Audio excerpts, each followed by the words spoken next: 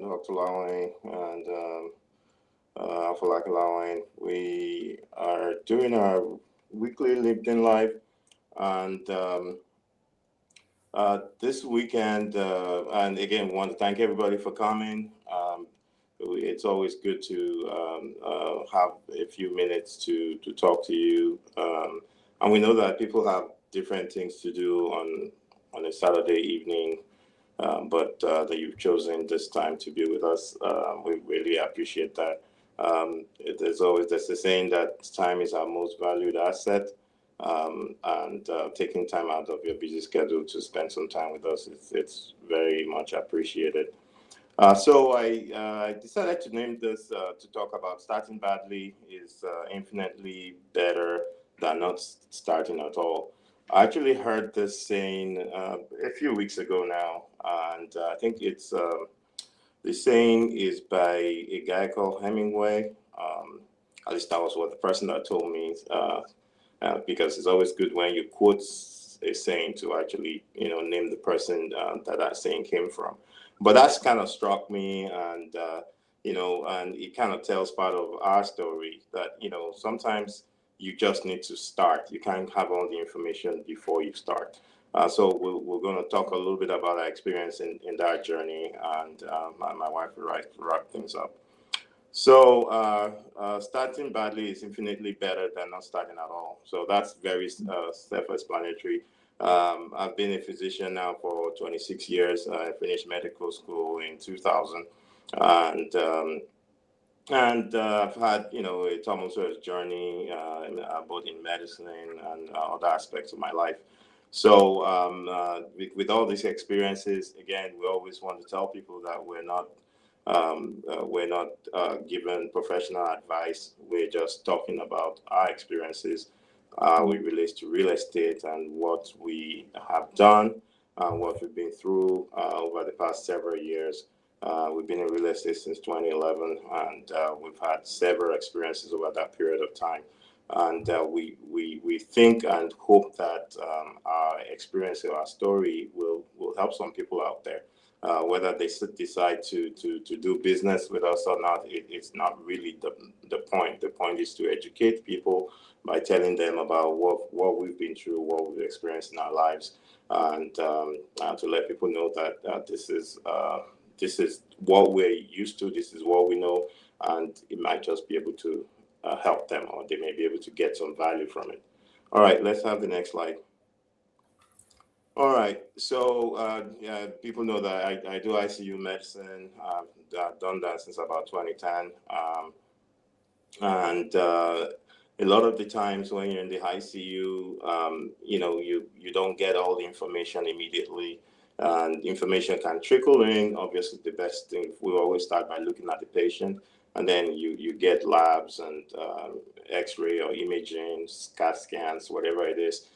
So your information kind of trickles in as you go along, but you don't wait for every single information to come in before you start treating the patient.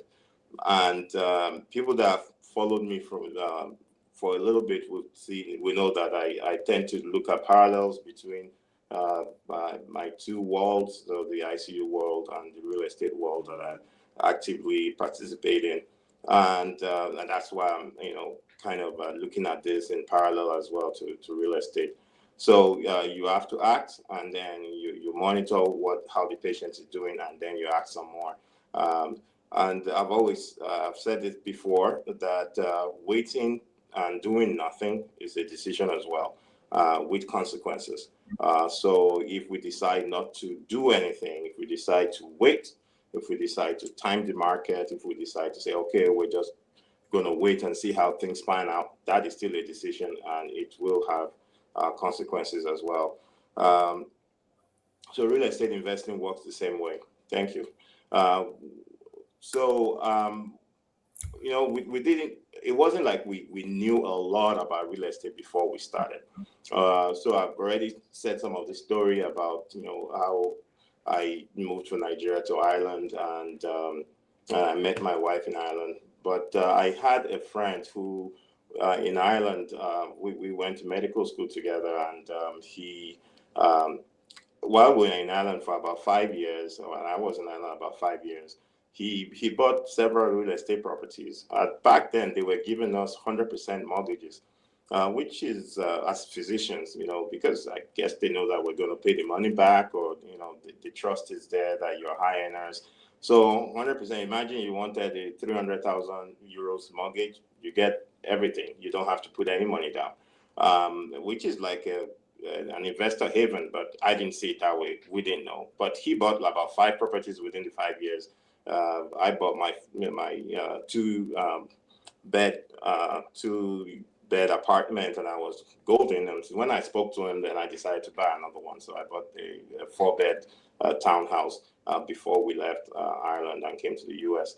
But that was my first kind of like a little bit like, well, maybe we should look more into this real estate thing. And we had another friend then who kind of started buying real estate as well and talked to us a little bit about it. So we just jumped in. So it wasn't like we had a lot of knowledge about this.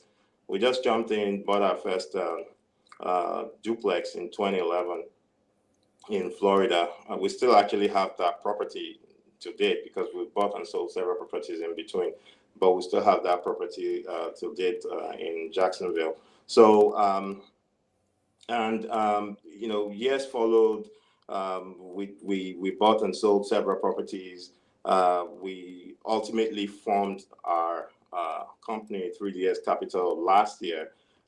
We got into commercial real estate towards the end of 2024 when we met Excite Capital. I met them on LinkedIn and was able to interact with them. I saw that they were people of good character, and we decided to join them as mentees and also as a general partner. And we've done 3 deals with them since. So today we do multifamily real estate. We specifically do syndications. We've talked a little bit about syndications before. We've had a LinkedIn Live dedicated to syndications and how people come together to buy properties that one person in that group cannot take down by themselves or cannot buy it by themselves. So that's really what syndication is. And the most important thing about syndication is that you really need to vet your operators. You really need to know who your operators are and vet them. And I was burnt in the past because I did not vet the operators. And we lost a lot of money as a family because of that. And it's still one of those things that stings till tomorrow. But we picked ourselves up and we have to move on. All right. So the duplex taught us there was none of the knowledge came before we started. It came because we started. So we learned as we went along. We made so many mistakes. We talked about some of them in the past, and I'm sure we'll talk about them again in the future, because people need to hear this over and over again to know that real estate can be it's safe if you know what you're doing, but you're not playing with $10 or $50 or even $1,000 or something like that. It's a lot of money. So when real estate goes bad, unfortunately, which it can, because there's always that small risk or small chance, you have to mitigate that risk. That's why you need to know your operators. But the problem is that when real estate goes bad, it goes bad big. So we have to be transparent and let people know that, look, it's not just something that you jump into without having any knowledge at all of what you're doing, or you don't know operators that you trust before jumping into it, because there can be serious consequences with that. And now the next slide. Sure.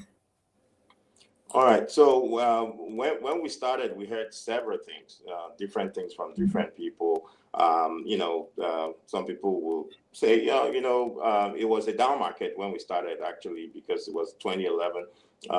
Then a lot of houses were going for cheap. And people were saying all manner of things to us. People would feel like, oh, why don't you wait? It's unpredictable, it's dangerous.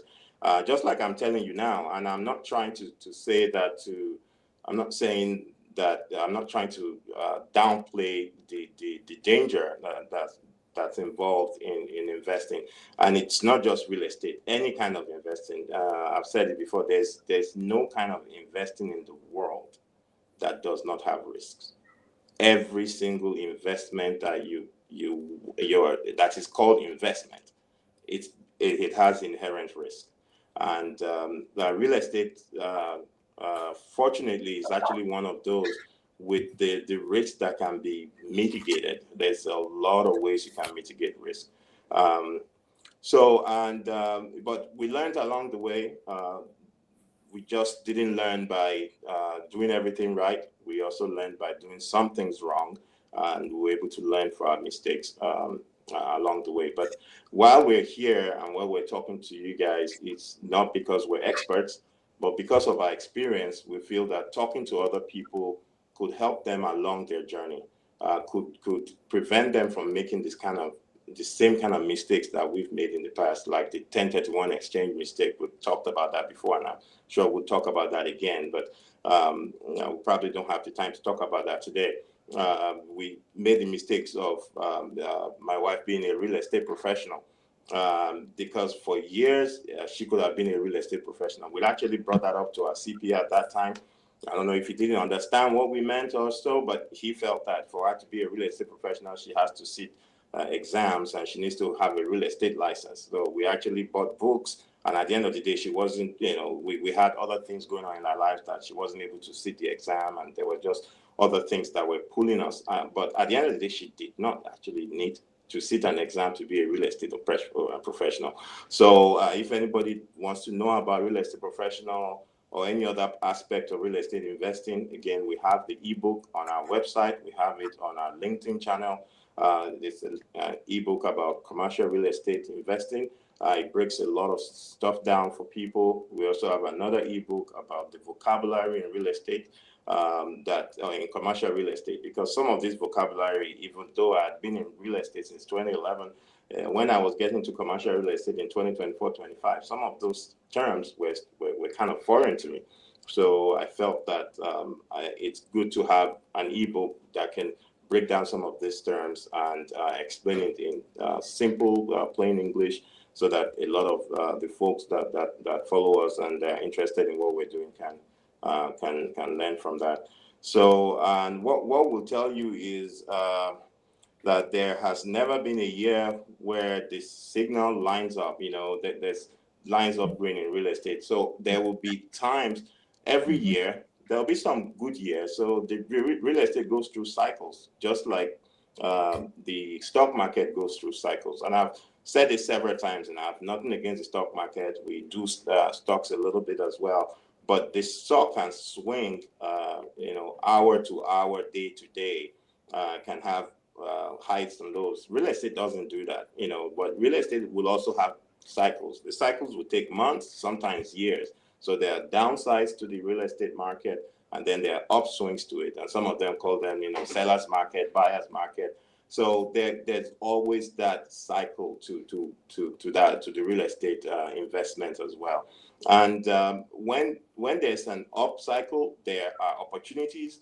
When there's a downside in the cycle too, there are opportunities. So in both times, there are always opportunities. It's just knowing where you can get the opportunity and knowing how to go about it. So I'll let my wife take over from the next slide. Okay, so just like my husband has said, there's never a best time, but there's always a right time with real estate investing. And this is act on 70%, not 100%. 100% information really arrives in time to matter. So what this is just trying to say is that you will never be at 100%, not even real estate. In almost everything, there's always that doubt. Even after you buy, there's still buyer's remorse. So meaning there's never a time you get 100%. And I'll just quickly say this. When we started our real estate journey, again, we didn't, in fact, we had like just 10% or 20% information, but we went ahead. And I remember in 2018, when we were trying to not really diversified. It was still real estate, and we had just started flipping. And because I love to get my hands dirty, and we had come across this property, it was really run down. Every indication said no, no, no. We were not supposed to buy this property. It was run down, it was boarded up. It had been that way for a very long time. People, for some reason, did not think it was a good property to buy. But we bought the property, it was in Florida, Redfern, and we did up the property. And along the way, when we were flipping the property, there was termites, damage, every bad thing that could happen to a property that had been boarded up happened. But we went ahead. And then after we had finished flipping the property, guess what? We could not sell it for, because the market was still down. So we could not sell it for significant amounts of money. We weren't going to make a lot of money on it. So plan B, we rented it out, and we had really good tenants, and that gave us really good passive income. It did really well as a rental property. And then within 2 years, 2018 to 20, we rented it. We bought the property 2018. 2019, we rented it out. 2021, we sold the property. If I'm right, was it 2021? Yeah, I think so. Yeah. We sold the property within 2 years, and we sold it for significant amounts of money. So what I'm trying to say is, if we never bought the property, we would have never made anything on it. So, and that is what real estate is. Now, real estate is not going to give you 300, 500%. It's very conservative. But one thing I would assure you is that you would always build equity. Real estate will always give you that equity along the line. And you would always, at some point down the line, just wait it out. It would always sell for more than you bought it for. So that was one. And then another one was where we lived in Michigan. There was this chunk, this piece of land, 13 acres to be precise. It was there. No one, I don't know if anyone thought anything of it, but I've always been the type that I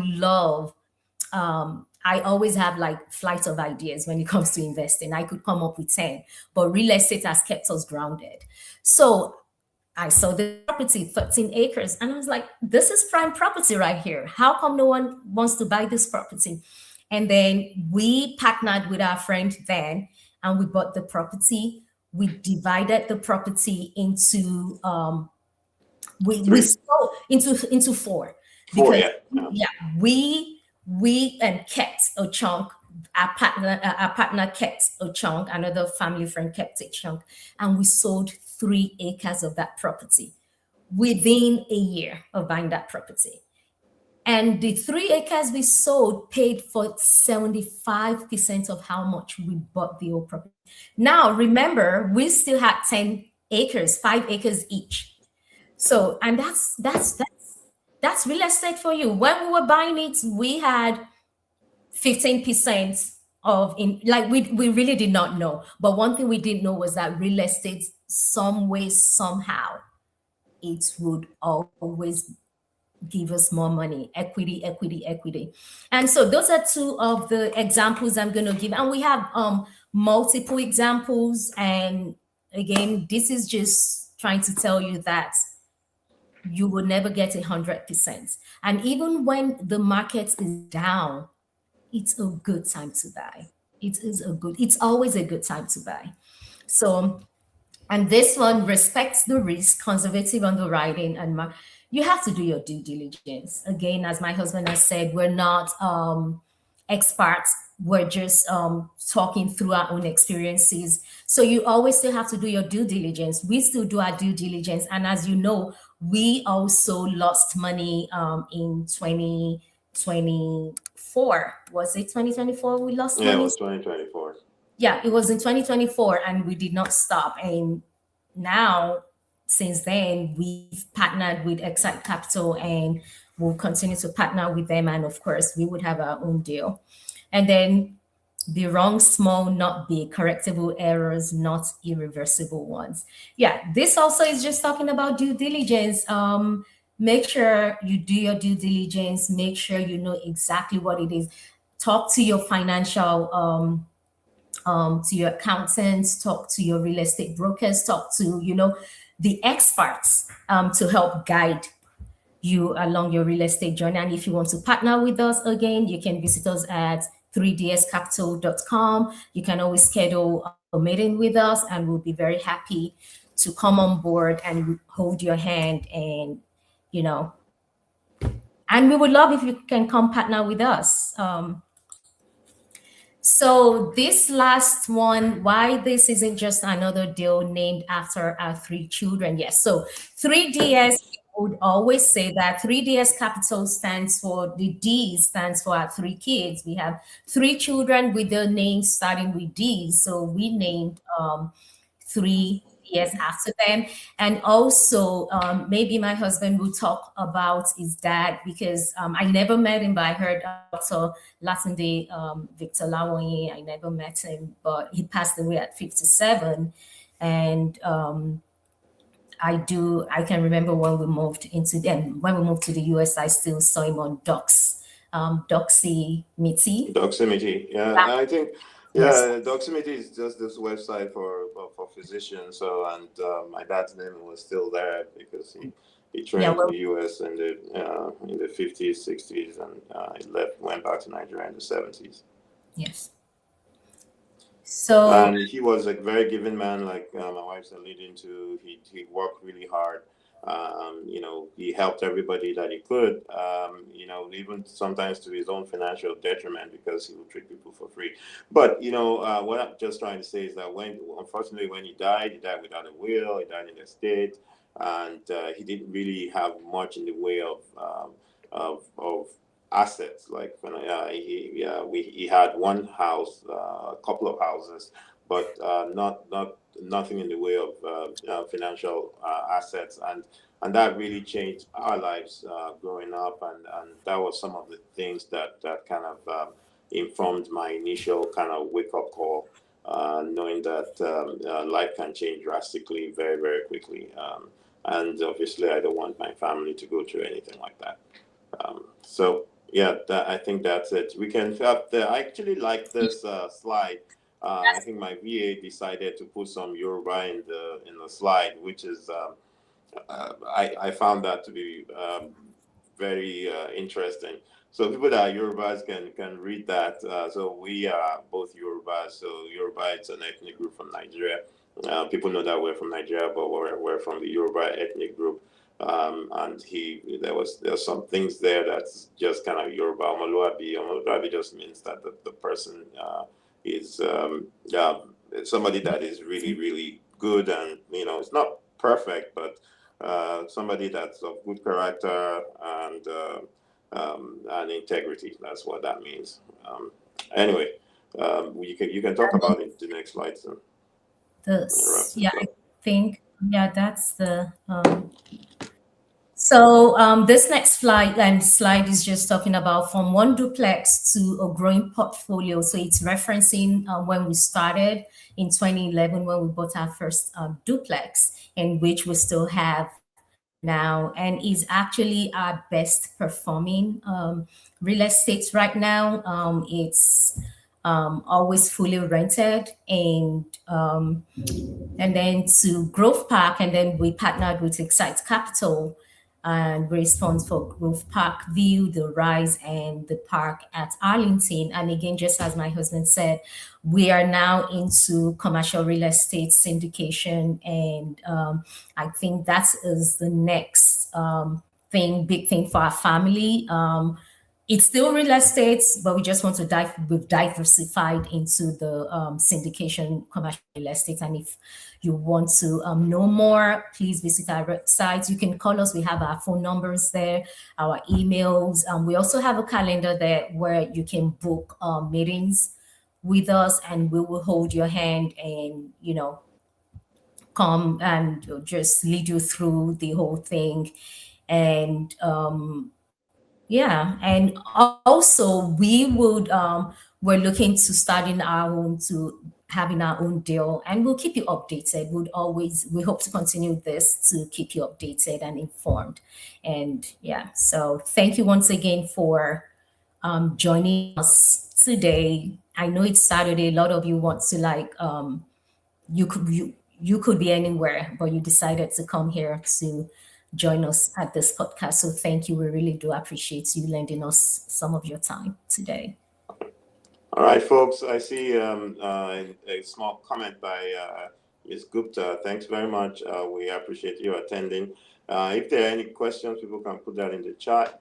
Otherwise, we will wrap things up. I've already told you This about our websites, and you can join our email list.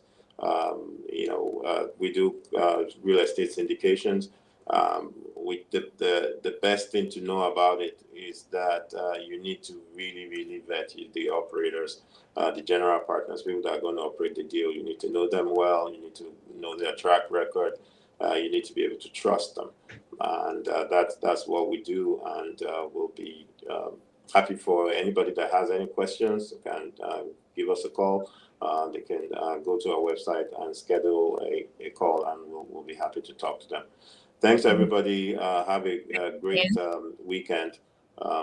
Bye, all. Bye.